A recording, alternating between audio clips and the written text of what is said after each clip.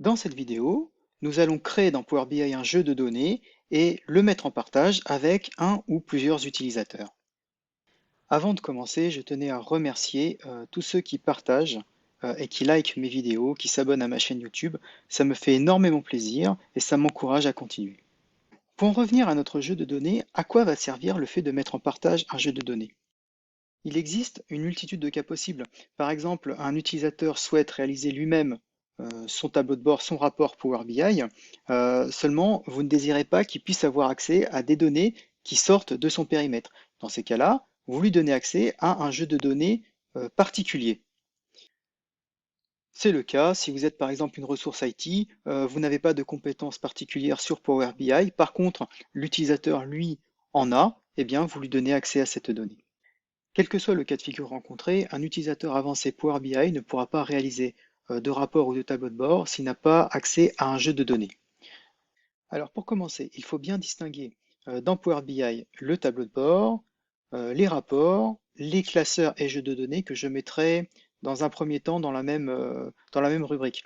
Le tableau de bord va lui regrouper plusieurs rapports. Le rapport, lui, va se construire à partir de classeurs et de jeux de données. D'où la nécessité d'avoir un jeu de données disponible puisque c'est la base de tout rapport et donc de tableau de bord. Pour partager l'accès aux données, nous allons commencer par ouvrir le Power BI Desktop. Voilà. Une fois que c'est fait, nous allons cliquer sur le bouton Obtenir des données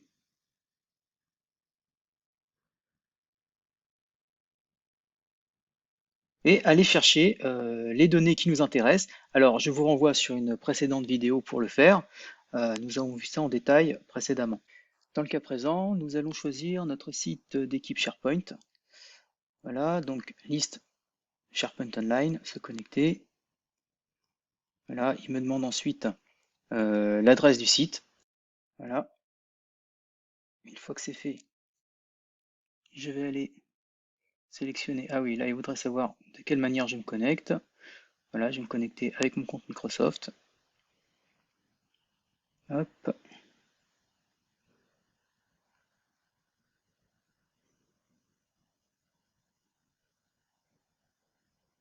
Voilà.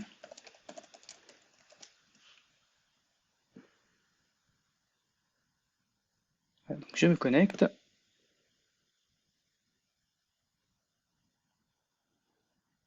Et une fois que c'est fait, Power BI me demande à quelle liste je souhaite me connecter. Donc quelle liste me servira de base de données. Donc qu'est-ce qu'on avait créé dans ce site? Nous avions créé opportunité, il me semble. Une liste opportunité, c'est un petit peu plus bas. Hop, hop, hop, hop. Voilà. Allez, on choisit les opportunités.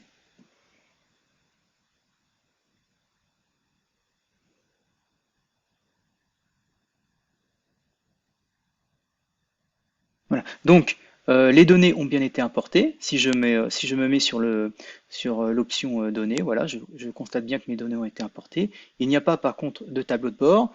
De toutes les manières, moi, de mon côté, je ne construis rien. Je vais laisser la main au métier. Donc, à partir de ce moment-là, je vais me contenter de publier le rapport. Ouais, il va peut-être falloir que je lui donne un nom. Je vais le nommer donc données partagées.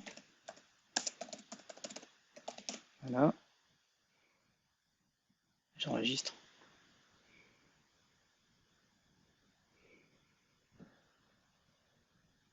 et je publie.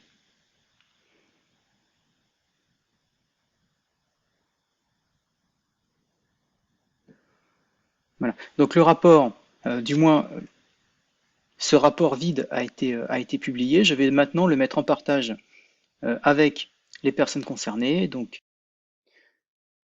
lorsque je vais dans Jeux de données, voilà, je dois avoir donc données partagées et ces données partagées qui sont disponibles à présent, je vais pouvoir les mettre en partage en cliquant sur les trois petits points, gérer les autorisations, voilà, et je vais ensuite pouvoir ajouter des utilisateurs.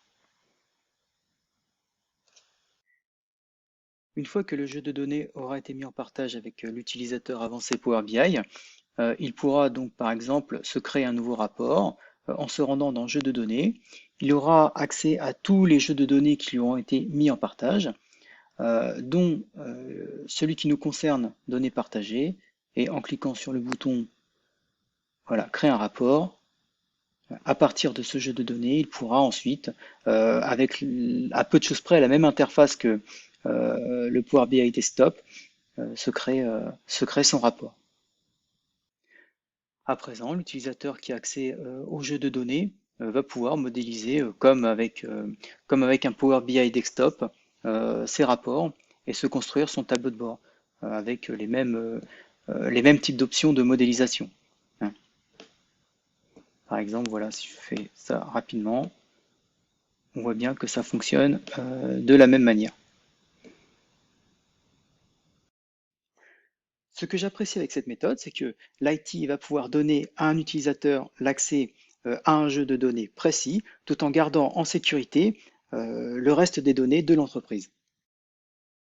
Le métier, quant à lui, pourra faire appel à un expert en BI qui pourra véritablement l'accompagner dans la modélisation et la mise en place d'un tableau de bord sur mesure. Merci de m'avoir suivi, encore une fois, merci pour vos likes et vos encouragements. N'hésitez pas également à me poser des questions si besoin. À très bientôt.